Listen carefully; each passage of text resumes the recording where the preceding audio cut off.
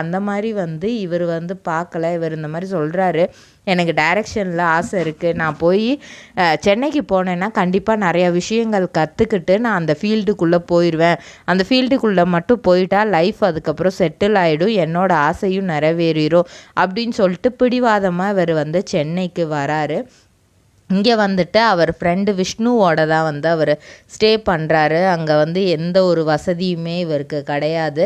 ஆனால் இவர் கொண்டு வந்த காசும் கொஞ்சம் கொஞ்சமாக செலவாயிட்ருக்கு. இவர் வாய்ப்பை தேடி ஓடிட்டே இருக்கிறாரு. சினிமாவை பொறுத்த வரைக்கும் வாய்ப்பு அவ்வளோ ஈஸியாக கிடைக்காது.